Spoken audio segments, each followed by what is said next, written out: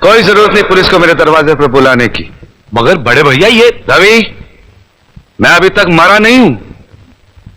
घर की छोटी मोटी उलझने मैं खुद सुलझा सकता हूं। साहब जी ने डांटी है, अभी का अभी डांटी है। अरे छोटी मालकिन के गहने चोरी हो गए और ये लोग हम पर शक कर रहे हैं। ये लोग सोच रहे हैं कि वो गहने हम कहीं बेचा है।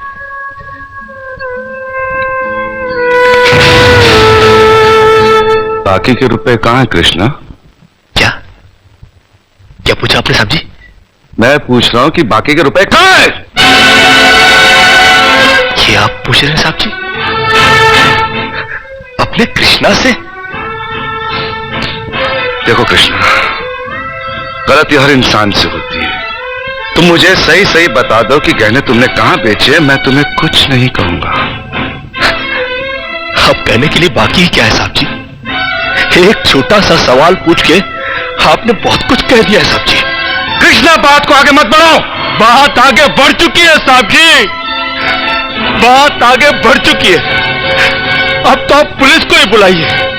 वो जब हमें कुत्ते की तरह मार मार के हमसे पूछेगी ना, अब तो हम तभी बताएंगे कि हम गहने कहां बेच कर आए साहब जी। मत कहो मुझे साहब जी। इसी साहब जी की इज्जत आज तुमने मिट्टी में मिला दी। क्या कुछ नहीं किया था मैंने तुम्हारे लिए, उसका मुझे तुमने ये बदला दिया। अरे हट जाओ ज्योति। जिस दिन मेरी फैक्ट्री जलकर राख हो गई थी और मैं बर्बाद हो गया था, मुझे उतना दुख नहीं हुआ था कृष्णा जितना आज हुआ जब तुमने इस घर में चोरी की है। साहब जी, बचपन में जब हमारे माँ बाप मर गए थे ना और हम अनाथ हो गए थे ना, तब भी हमें इतना दुख नहीं हुआ था जितना दुख हमें आज हुआ है जब आपने हमें चोर कहा साहब जी। आपने हमें चोर कैसे कहा साहब जी? और ज्यादा सफाई देने की जरूरत नहीं है।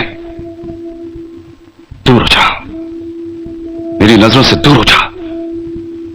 निकल जा इस घर से। अरे इस घर से ही क्या, इस गांव को ही छोड़कर चले जाएंगे। अरे मुझ जनात का क्या है, काट लेंगे अपनी जिंदगी कहीं भी। इतने साल इस घर में बेफिक्री से यह समझकर काट लिए कि साहब जी का हाथ है हमारे सर पर। हमको क्या है परवाह किसी बात की, मगर नहीं, अब हम जान गए कि इस दुनिया में अनाथ का कोई नहीं होता। हम जा रहे हैं साहब जी और इस घर में कभी नहीं आएंगे। अभी निकल जा। दोबारा इस घर की दहलीज में कदम भी रखा तो मेरा मरा हुआ मुंह देखेगा तू। अरे नहीं नहीं नहीं, मुझ नौकर के लिए अपने दिल को दुख देने की कोई जरूरत नहीं। मैं कदम भी नहीं रखूंगा यहां पर।